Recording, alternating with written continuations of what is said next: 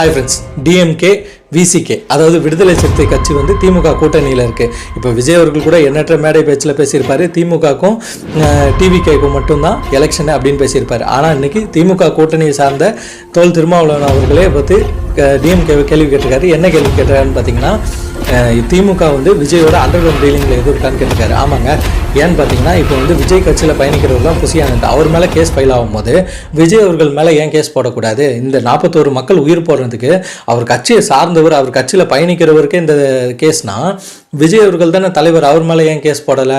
இப்போ பார்த்தீங்கன்னா புசியானந்தை அரெஸ்ட் பண்ணியிருக்காங்க, அவர் மேலே கைது பண்ணியிருக்காங்க. இந்த மாதிரி விஷயங்கள் ஏகப்பட்டது சோஷியல் மீடியாவில் பரவிட்டு இருக்கு.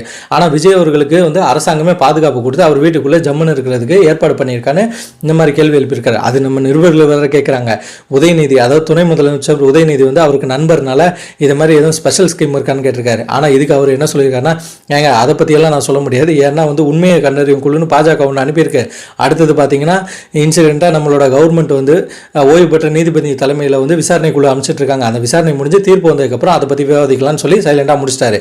இப்போ வந்து என்ன ரெக்வஸ்ட் பண்ணிருக்காருன்னா, பிஜேபி எப்படி தமிழ்நாட்டுக்கு வந்து உண்மையை கண்டறியும் குழுன்னு ஒன்று அமைச்சிருக்கோ, அதே மாதிரி ராகுல் காந்தி அவர்களும் உண்மையை கண்டறியும் குழு ஒன்று அனுப்பி ரியலாக என்ன நடந்துச்சுன்னு இன்வெஸ்டிகேஷன் பண்ணி மக்களுக்கு வெளிப்படுத்தணும்னு சொல்லியிருக்காரு.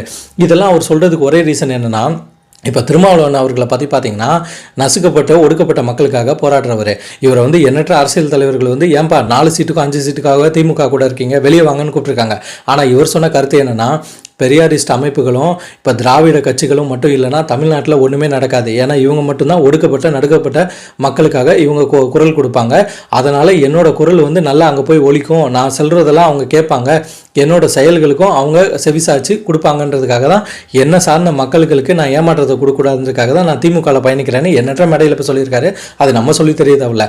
ஆனால் இப்போ எதுக்கு இவர் வந்து காட்டமாக விமர்சிச்சிருக்காருன்னா, திமுகவையே, அதாவது வந்து இவர் வந்து சனாதானம், அதாவது பார்த்தீங்கன்னா இவருக்கு RSS அமைப்பு இந்த மாதிரி மதம் சார்ந்த விஷயங்களில் தமிழ்நாட்டுக்குள்ளே எதுவும் பிரிவினையோ வேதங்களோ வந்துடக்கூடாது அப்படின்றதுல உறுதியாக இருக்காரு.